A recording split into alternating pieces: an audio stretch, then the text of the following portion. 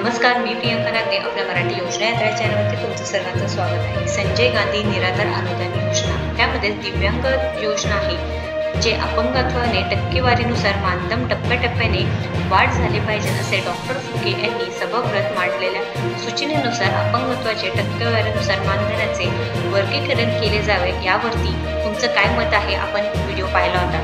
त्यामध्ये बऱ्याच जणांनी कमेंट केली आहे, तर ते कमेंट्स काय आहे ते पाहणार आहोत। डॉक्टर फुके यांच्या मते ज्यांना 20% अपंगत्व आहे त्यांना 1,500 रुपये मिळावे, ज्यांना 40% असल्यास 3,000 रुपये, 60% असल्यास 4,500 रुपये, 80% किंवा त्याहून अधिक अपंगत्व असलेल्या व्यक्तींना 6,000 रुपये इतके मानधन दिले जावे असे त्यांनी जे काही सभागृहात मांडले होते। त्यामध्ये बऱ्याच दिव्यांगांनी किंवा संजय गांधी निराधार अनुदान योजनेअंतर्गत जे लाभार्थी आहेत त्यांनी बऱ्याच जणांनी कमेंट केलं आहे।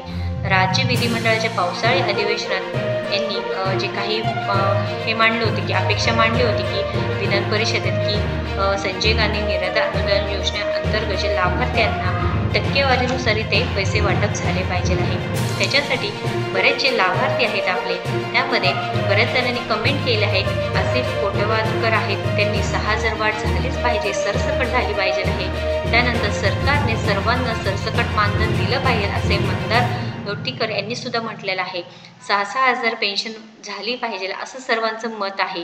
इथे सरसकट 4,000 रुपये सर्वांना मिळेल तरी चालेल, पण टक्केवारी नको असे शारदा वटकर यांनी सांगितलेलं आहे। रेखा गायकवाड यांचं असं म्हणणं आहे की हो मॅडम, बरोबर आहे, मी निराधार विधवा आहे, मला पण कोणाचा आधार नाही, तरी सर्वांची पेन्शनमध्ये वाढ होईल पाहिजे, थँक्यू असं त्यांचं म्हणणं आहे। 4,000 किंवा 6,000 वाढ व्हायलाच पाहिजे आहे मॅडम, थँक्यू असं रेखा गायकवाड असं म्हणत आहेत। खरं तर ही निराधारांचा प्रश्न आहे व यावरती सिरियसली बोलायला पाहिजे आहे आणि फक्त बोलून न बोलता काम सुद्धा झालं पाहिजे आहे। कारण 1,500 रुपये आपल्याला माहिती आहे कमी रक्कम आहे।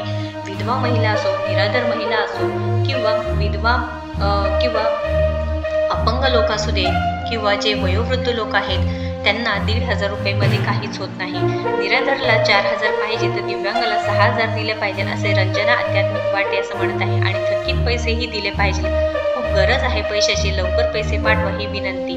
तर खरंच अशी गरज आहे, कारण ज्यांना गरज आहे त्यांना पैसे मिळतच नाही। थकीत पैसे सुद्धा बरेच लोक आहेत की ज्यांना ऑक्टोबरपासून पैसे मिळाले नाहीत। आता जुलै महिन्यामध्ये डीबीटी करून घेतले आहे, जून महिन्याचे पैसे मिळाले, जुलै महिन्याचे पैसे मिळाले, परंतु बरेचसे लाभार्थी आहेत त्यांना थकीत अनुदान मिळाले नाही, थकीत पैसे मिळालेच नाही, तरी ते GR सुद्धा आला नाही आहे। याबद्दल लवकरात लवकर GR काढलं तर बरं होणार आहे। त्यानंतर इथे मी निराधार आहे साहेब, मला खूप गरज आहे, कोरेगाव जिल्हा सातारा पुष्पा जैन असं म्हणत आहे। संजय गांधी निराधार योजनेचा लाभ घेते मी, पण मला तेवढे पैसे पुरत नाही, वेतन नक्कीच वाढलं पाहिजे आहे।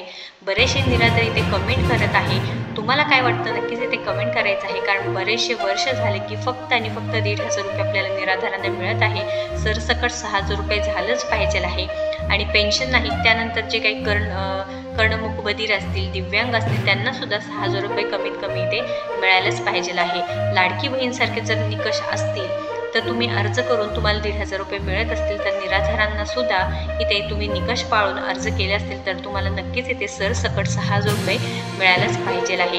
कारण टक्केवारीने जर पैसे वाढ झाले तर नक्कीच इथे फूट पडू शकते। आणि दिव्यांगांमध्ये इथे सांगितलेलं आहे की ज्यांचे अपंगत्व आहे त्यामध्ये टक्केवारीने जर पैसे वाढ झाली तर बाकीच्यांनी काय करायचं आहे, ते अपंग नाहीत का, 20% असू दे, 40% असू द्या, 60% असू दे, ते नक्कीच अपंगच असणार आहे। त्यांना कोणतेही काम करताना नक्कीच अडचणीला सामोरे जावं लागत आहे। तर महत्त्वपूर्ण व्हिडिओ आहे, जास्तीत जास्त आपल्या निराधार लोकांपर्यंत पोहोचवा आणि अशाच महत्त्वपूर्ण माहितीसाठी आपल्या चॅनलला सबस्क्राईब करा। धन्यवाद।